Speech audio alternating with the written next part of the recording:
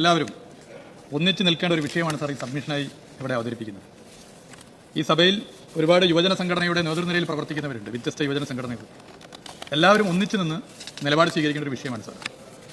Sir, football കേരളത്തിൻ്റെ ഒരു വികാരമാണ് സാർ. അത് ഒരു കച്ചവട ചരക്കല്ല. മൈതാനങ്ങളിൽ നിന്നും പൊതു സ്ക്രീനുകളിലേക്ക് ലോകകപ്പ് കാലം കേരളത്തെ ഒന്നിപ്പിക്കുന്ന അത് ജനങ്ങളുടെ ഒരു ഉത്സവമാണ് സാർ. കേരളത്തിലെ ഈ ഫുട്ബോൾ ആവേശം ലോകം ശ്രദ്ധിച്ച കാര്യമാണ് സാർ. നേരത്തെ ഫിഫ വെബ്സൈറ്റിൽ ഉൾപ്പെടെ 2022 ലോകകപ്പ് കേരളം കൊണ്ടാടിയത് വലിയ നിലയിൽ അവതരിപ്പിക്കുകയുണ്ടായി. സാർ, വളരെ പ്രയാസപ്പെട്ടാണ് പലയിടങ്ങളിലും പൊതു സ്ക്രീൻ ലോകകപ്പ് ഫുട്ബോൾ പ്രദർശനത്തിന്റെ ഭാഗമായി വെക്കുന്നത്. ഓരോരുത്തരും കയ്യിൽ നിന്നും ചെറിയ ചെറിയ തുകയൊക്കെ എടുത്തിട്ടാണ് സാർ പൊതു സ്ക്രീൻ വെക്കുന്നത്. അത് കാണാൻ നിരവധി ആളുകൾ, പ്രായഭേദമില്ലാതെ എല്ലാവരും വരുന്ന, വ്യത്യാസമില്ലാതെ വരുന്നത് നമുക്ക് കാണാൻ പറ്റും സാർ. അതൊരു നാടിൻ്റെ ഒരു കൂട്ടായ്മയും കൂടിയാണ് സാർ. എന്നാൽ സാധാരണക്കാരായ ഫുട്ബോൾ പ്രേമികളെയും പ്രാദേശിക ക്ലബ്ബുകളെയും സംഘടനകളെയും ആശങ്കയിലാഴ്ത്തുന്ന നീക്കമാണ് ലോകകപ്പ് ഫുട്ബോളിന്റെ ഇന്ത്യയിലെ ഔദ്യോഗിക മീഡിയ അവകാശങ്ങൾ സ്വന്തമാക്കിയ സി എന്റർടൈൻമെന്റ് എന്റർപ്രൈസസ് ലിമിറ്റഡിന്റെയും കേരളത്തിലും മാഹിയിലും പൊതു സ്ക്രീനിനുള്ള ലൈസൻസിംഗ് അധികാരമുള്ള ഈഗിൾസ് FC കേരള എന്ന ഏജൻസിയുടെയും ഭാഗത്തു നിന്നുണ്ടായിട്ടുള്ളത് സാർ. ലാഭേച്ഛയോടെ അല്ലാതെ ജനകീയമായി ലോകകപ്പ് മത്സരങ്ങൾ പൊതുസ്ഥലങ്ങളിൽ സ്ക്രീൻ ചെയ്യുന്നതിന് ലൈസൻസ് ഫീസ് ഈടാക്കുമെന്ന് കാണിച്ച് വിവിധ നാട്ടിൻപുറങ്ങളിലെ ക്ലബ്ബുകൾക്കും കൂട്ടായ്മകൾക്കും ഇതിനകം അറിയിപ്പുകൾ ലഭിച്ചു തുടങ്ങിയിരിക്കുകയാണ് സാർ. ഇത് സാധാരണക്കാരനെ പിഴിയുന്ന കോർപ്പറേറ്റ് യുക്തിയാണ് സാർ. നിരവധി MLA-മാർക്കും ഈ വിഷയം അറിയുമെന്ന് ഞാൻ കരുതുകയാണ്. നിയമ നടപടികൾ ഉണ്ടാകുമെന്ന ഭയത്താൽ പൊതു സ്ക്രീനുകൾ ആരംഭിച്ച ആയിരക്കണക്കിന് ഇടങ്ങളിൽ സംഘാടകർ കടുത്ത ആശങ്കയിലാണ്. നിരവധി നിവേദനങ്ങൾ ഇതുമായി ബന്ധപ്പെട്ട് എനിക്ക് തന്നെ ലഭിച്ചിട്ടുണ്ട്, പലർക്കും കിട്ടിക്കാണുമെന്ന് ഞാൻ കരുതുകയാണ് സാർ.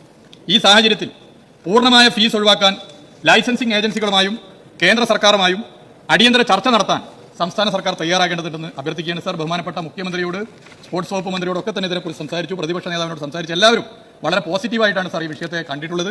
അതുകൊണ്ട് നമുക്ക് എല്ലാവർക്കും ചേർന്നുകൊണ്ട് ഈ വിഷയത്തിൽ കൂട്ടായ ഒരു നീക്കം നടത്തി ഇതിന് പരിഹാരം കാണണമെന്ന് അഭ്യർത്ഥിക്കുക. ബഹുമാനപ്പെട്ട കായിക വകുപ്പ് മന്ത്രി. സർ, 2026 ഫിഫ ലോകകപ്പ് മത്സരങ്ങളുടെ ഇന്ത്യയിലെ സംപ്രേഷണാവകാശം ലഭിച്ചിരിക്കുന്നത് സി എന്റർടൈൻമെന്റ് എന്റർപ്രൈസസ് ലിമിറ്റഡ് എന്ന സ്ഥാപനത്തിനാണ്. ഇതിന്റെ ഓൺലൈൻ സ്ട്രീമിംഗ് അവകാശം അവരുടെ തന്നെ സഹോദര സ്ഥാപനമായ C5-നുമാണ് ലഭിച്ചിരിക്കുന്നത്.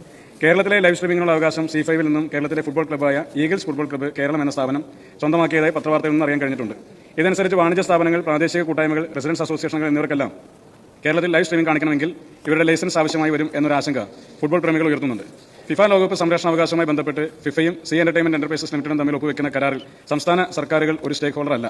കരാർ വ്യവസ്ഥകളൊന്നും തന്നെ പൊതുമണ്ഡലത്തിൽ ലഭ്യമായിരുന്നില്ല. വാണിജ്യ സ്ഥാപനങ്ങൾ, മാളുകൾ അവരുടെ കച്ചവട താൽപര്യത്തിനായി ചെയ്യുന്ന ലൈവ് സ്ട്രീമിംഗും കായിക പ്രേമികൾ, ക്ലബ്ബുകൾ, റെസിഡൻസ് അസോസിയേഷനുകൾ എന്നിവയുടെ നേതൃത്വത്തിൽ പ്രവേശന ഫീസ് വാങ്ങാതെ സൗജന്യമായി നടത്തുന്ന ലൈവ് സ്ട്രീമിംഗും രണ്ടായിട്ടാണ് സർക്കാർ കാണുന്നത്. ഫുട്ബോൾ പ്രേമികളുടെ നേതൃത്വത്തിൽ സൗജന്യമായി ചെയ്യുന്ന ലൈവ് സ്ട്രീമിംഗിന് തടസ്സമുണ്ടാകരുത് എന്ന് തന്നെയാണ് സർക്കാർ ആഗ്രഹിക്കുന്നത്. ഇത് സംബന്ധിച്ച് കായിക പ്രേമികൾക്കുണ്ടായ ആശങ്ക സർക്കാരിന്റെ ശ്രദ്ധയിൽപ്പെട്ട ഉടനെ തന്നെ ഇക്കാര്യത്തിൽ ബന്ധപ്പെട്ടവരുമായി ആശയവിനിമയം നടത്താൻ കായിക വകുപ്പ് സ്പെഷ്യൽ സെക്രട്ടറിയെ ചുമതലപ്പെടുത്തിയിരുന്നു. ഇക്കാര്യത്തിൽ ആശാവഹമായ പുരോഗതിയാണ് ഉണ്ടായിട്ടുള്ളത്. പൊതുസ്ഥലങ്ങളിൽ ഫിഫ ലോകകപ്പ് മത്സരങ്ങൾ ലാഭേച്ഛയില്ലാതെയും കച്ചവട താൽപര്യമില്ലാതെയും കായിക പ്രേമികളും ജനകീയ കൂട്ടായ്മകളും ക്ലബ്ബുകളും റെസിഡൻസ് അസോസിയേഷനും സൗജന്യമായി സംഘടിപ്പിക്കുന്ന പബ്ലിക് സ്ട്രീമിംഗ് പ്രയാസമില്ലാതെ നടത്തുന്നതിനുള്ള സൗകര്യം ഒരുക്കുന്നതിൽ അടിയന്തരമായ ഒരു തീരുമാനത്തിലെത്താൻ കഴിയുമെന്നുള്ളതാണ് സർക്കാരിന്റെ പ്രതീക്ഷ. ഇതുമായി ബന്ധപ്പെട്ട് നടത്തിയിട്ടുള്ള ചർച്ചകളെല്ലാം തന്നെ വളരെ പോസിറ്റീവായിട്ടുള്ള പ്രതികരണങ്ങളാണ് ഇതിന്റെ ലൈസൻസ് ഹോൾഡർ ആയിട്ടുള്ള സ്ഥാപനങ്ങളിൽ ലഭിച്ചിട്ടുള്ളത്. വളരെ പെട്ടെന്ന് തന്നെ അതൊരു തീരുമാനം ഉണ്ടാകും. കേരളത്തിലെ ഫുട്ബോൾ ആരാധകർക്ക് നിരാശപ്പെടേണ്ടി വരുന്ന ഒരു സാഹചര്യം ഉണ്ടാകില്ല എന്ന് തന്നെയാണ് പറയുന്നത്. ബഹുമാനപ്പെട്ട മുഖ്യമന്ത്രിക്ക് ഇതിനെക്കുറിച്ച്